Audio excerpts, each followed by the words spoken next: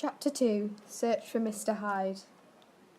Utterson knows the person who signed the cheque. It was his friend, Dr. Jekyll. Back home he reveals he has Jekyll's will.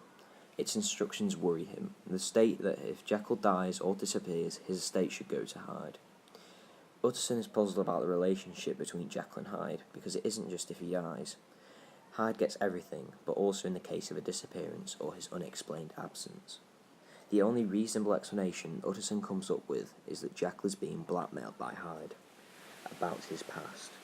Utterson goes to Dr. Lanyon, a friend of Jekyll and Utterson.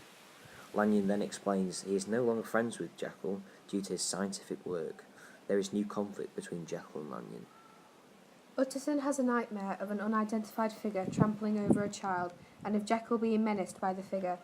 Because of this, he wants to see Hyde, so he keeps watch near the door. Hyde eventually appears and they talk for a short time, and Hyde gives Utterson his address in a different part of London. Utterson walks around the corner to the main entrance of Jekyll's house. Poole, Jekyll's servant, tells him that Hyde can come and go as he pleases. Poole also says that they must obey Hyde because Jekyll has ordered them to. The chapter ends with Utterson wondering what awful things Jekyll must have done in his past to be subject to such blackmail.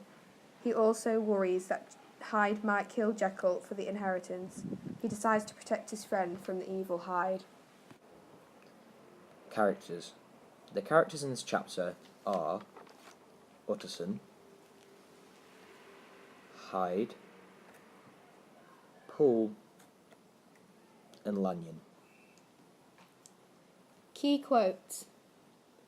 Henry Jekyll has become too fanciful for me. Such unscientific balderdash.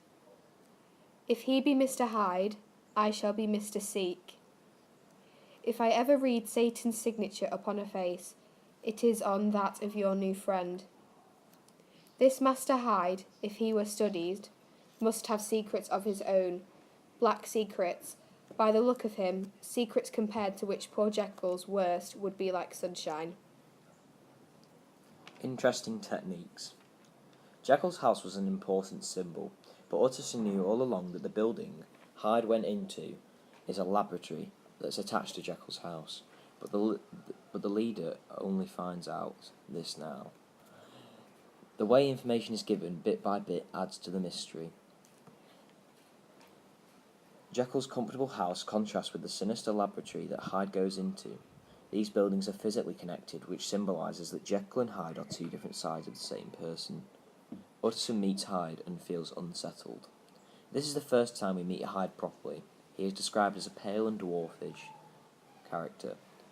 With a savage laugh, Utterson emphasises that Hyde seems hardly human.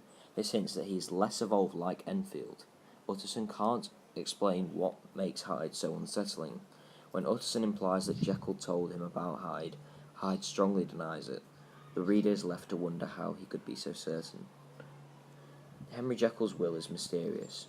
Utterson has Jekyll's will, which says that if Jekyll dies or disappears, all his things should go to Edward Hyde. Utterson suspects that Hyde is blackmailing Jekyll.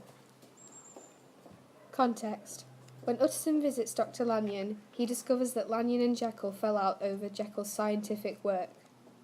When Jekyll's butler Poole tells Utterson that the servants have all orders to obey Hyde, Utterson is more convinced that Jekyll is being made to pay for an old sin.